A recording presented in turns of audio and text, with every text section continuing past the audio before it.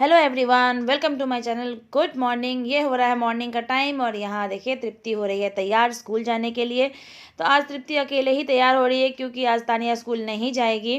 तो आज ना तानिया जो स्कूल नहीं जा रही थी ना, सो इसका भी मन नहीं कर रहा था जाने का। ऐसा होता है ना, जब तानिया कभी नहीं जाती तो ये भी बहुत नखरा करती है कि मुझे भी नहीं जाना है। लेकिन तानिया इसलिए नहीं जा रही कि उसका एग्ज़ाम चल रहा था, तो एग्ज़ाम ख़त्म हो गया। तो आज उसके सारे फ्रेंड्स मिलके सबने प्लान किया था कि आज कोई स्कूल नहीं आएगा, तो इसीलिए उसने आज छुट्टी ले ली है। तो कोई जाएगा नहीं तो फिर ये मैं अकेले क्या करूँगी। और ऐसे ही बड़ी क्लास में पढ़ाई भी बहुत कम ही होती है। तो यहाँ मैं तृप्ति को मना उना कर तैयार कर, आज को तैयार होने का मन नहीं था ना, तो मुझे तैयार करना पड़ा। ऐसे वो खुद ही पूरा तैयार हो जाती है, सिर्फ बाल मुझे बनाना पड़ता है। आज क्रीम वगैरह कुछ नहीं लगा रही है। तो थोड़ा मैं प्यार भी कर दे रही हूँ, उसको मना भी रही हूँ, अरे उसका तो नहीं है, तुम जाओ, तुम्हारा तो पढ़ाई होगा। लेकिन हो जाता है ना कि बड़ी दीदी नहीं जा रही है तो मैं भी नहीं जाऊँगी, वो आराम करेगी, मैं स्कूल जाऊँ। तो ऐसा हो रहा था। मैं पूरा चिल्ला चिल्ली कर रही थी, नखरे दिखा रही थी।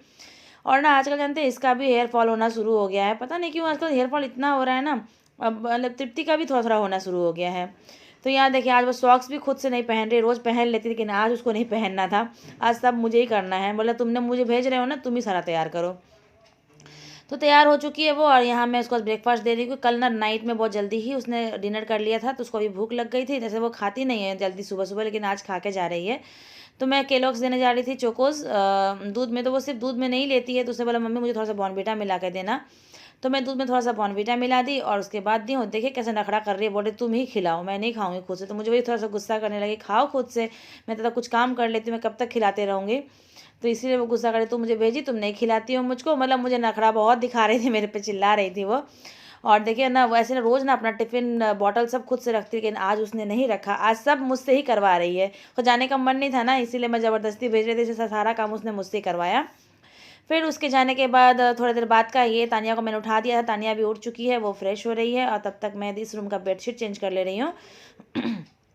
इस रूम का ना बेडशीट गंदा हो गया था, और अब ना इस तरह का बेडशीट ही मैं निकाल ली हूँ बिछाने के लिए, क्योंकि जो कॉटन की बेडशीट होते हैं ना, वो ठंडा हो जाता है ठंड के मौसम में। तो इस तरह का निकाली हुई हूँ बेडशीट। तो इस रूम को मैं आज मैं चेंज कर, दूसरे रूम में तो कॉटन ही बिछा हुआ है, लेकिन जब उसको चेंज करूँगी तब अगले बार मैं दूसरा दे दूँगी उसमें। और अभी ठंड के मौसम में उतना ज़्यादा बेडशीट गंदा भी नहीं होता है। ऐसे तो गर्मी में तो सप्ताह में से एक सप्ताह भी नहीं जाता था बेडशीट, अब तो सप्ताह दिन के में एक बार ही उठाती हूँ। कल तो 10 दिन भी आराम से चल जाता है, गंदे नहीं होते हैं इतना।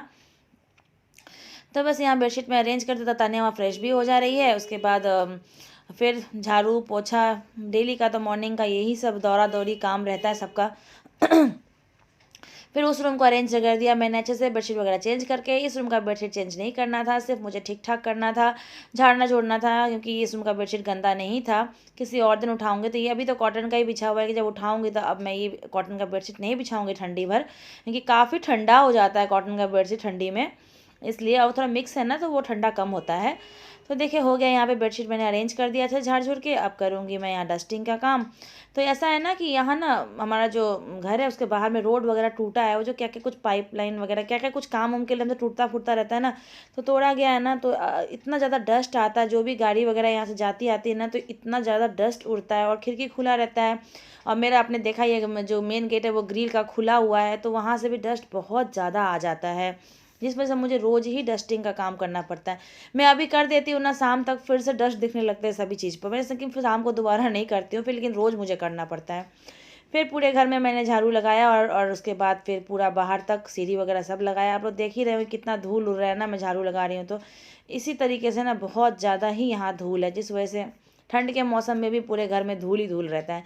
जबकि ठंड के मौसम में इतना डस्ट नहीं आना चाहिए, लेकिन यही वजह जो इतना ज़्यादा आता है। फिर पूरे घर में झाड़ू लगाने के बाद ना मैं यहाँ पे अब हाथ पाँव धो के आराम से आ गई थी चाय पीने के लिए। मैं जब तक झाड़ू लगा रही थी ना, तानिया चाय बनाई थी, तानिया ही चाय बनाई थी। तो वो जब तक चाय बनाई तो फिर मैं तो झाड़ू लगा ली। फिर बोली मम्मी चाय बन चुका, आइए। तो ये अपना चाय लेके बैठी हुई थी, और मैंने नाश्ता में बनाया था आज पोहा, तो तृप्ति को भी दिया है और ये भी लेके खा रही है। इसको भी भूख बोले ना, कल नाइट में जल्दी हो गया था डिनर, तो सबको भूख लग गया था, तो ये खा रही है। मैं तो अभी नहीं, पूजा पाठ करने के बाद खाऊंगी, सिर्फ चाय ले ले रही हूँ।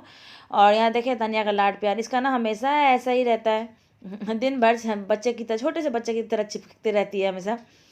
तो फिर यहाँ पे तानिया का तो चाय नाश्ता हो गया, मैंने भी चाय पी लिया। उसके बाद मुझे तानिया ने कहा कि मम्मी आप मेरे को हेयर ऑयलिंग कर दो, कि आज छुट्टी मतलब छुट्टी तो नहीं था, छुट्टी लिया है तो मैं शैम्पू कर लूँगी। तो वही मैं बोल रही, तानिया देखो तेरा भी हेयर फॉल हुआ है ना, तो थोड़ा खाली खाली सा हो गया। वही मैं दिखा रही थी इसको, कि इसका भी बीच में काफ़ी जो हेडेक हो रहा था ना, जिस वजह से हेयर फॉल बहुत हुआ, और अभी तो ऐसे भी सबका ही हो रहा है।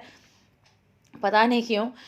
तो यहाँ पे वही मैं ना क्या की कि थोड़ा सा नारियल तेल को हल्का सा गुनगुना करके और कैस्टर ऑयल मंगाई हूँ, तो कैस्टर ऑयल का 2-3 बूंद मिक्स करके और मैं लगा रही हूँ। तो तानिया को तो फ़ायदा कर रहा है, उसका कुछ कमा है, लेकिन ना मैं लगाई ना, मुझे तो कुछ फ़र्क ही नहीं पड़ा। मेरा तो वह झड़ता ही है, कुछ भी फ़र्क नहीं पड़ा। होता है ना, सब चीज़ सबको सूट नहीं करता है। तानिया को तो सूट किया, लेकिन मुझे कुछ भी फ़र्क नहीं पड़ा। मेरा तो बहुत ज़्यादा गिर रहा है।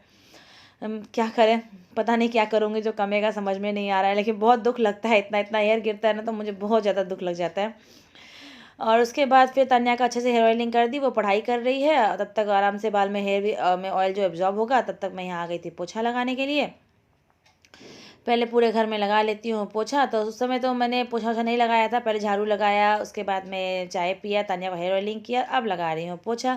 पोछा लगाने के बाद फिर मेरा रहेगा कपड़ा उपड़ा धोने का, नहाने का काम। तो देखिए तान्या यहाँ पढ़ाई कर रही है, तो तब तक वो पढ़ाई करेगी, तब तक हेयर में ऑयल भी एब्जॉर्ब हो जाएगा, उसके बाद वो शैम्पू पकड़ लेगी। और यहाँ मैं आ गई हूँ नहा कर, कपड़ा उपड़ा धोया, उसके बाद में नहा लिया है। नहाने के बाद जो यहाँ पे थोड़ा सा जो तैयार होते हैं वही, ज़्यादा तो कुछ नहीं। तो वही यहाँ पे मैं थोड़ी सी हेयर वगैरह कंघी करके, और उसके बाद क्रीम, बिंदी, लिपस्टिक यही सब जो है, सिंदूर, सिंपल सा जो डेली का है मेकअप। ऐसे तो मेकअप मैं कितना करती हूँ, करती ही नहीं हूँ मैं, क्योंकि मेरा स्किन इतना सेंसिटिव है ना, कुछ भी मेकअप कर लो ना तो तुरंत दाने निकल जाते हैं। तो बस कहीं बाहर शादी पार्टी फंक्शन में जाओ तभी करती हूँ, वरना नहीं। सिंपल सा डेली का जो है। फिर यहाँ मैं लगा रही हूँ बॉडी लोशन, क्योंकि ठंड आ गई है, तो बॉडी लोशन लगाए बिना तो काम चलता नहीं है। और हेयर फॉल की वजह से तो मैं अभी इतना तंग हो रही हूँ ना, अभी भी बहुत ज़्यादा हेयर गिरे कंघी की। तो उसके बाद पूजा वूजा करने के बाद, नाश्ता वास्ता करने के बाद, देखिए मैं यहाँ आ गई हूँ छत पे कपड़ा सुखाने के लिए।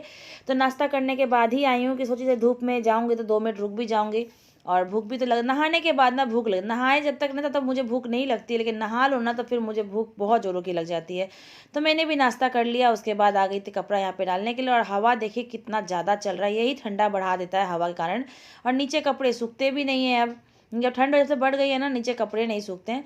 फिर मैं आ गई कपड़ा वपड़ा सुखाकर, यहाँ पे नीचे खाना बना रही हूँ दोपहर का। तो आज खाने में दोपहर में बना रही हूँ आलू मटर और सोयाबीन मिक्स करके सब्जी।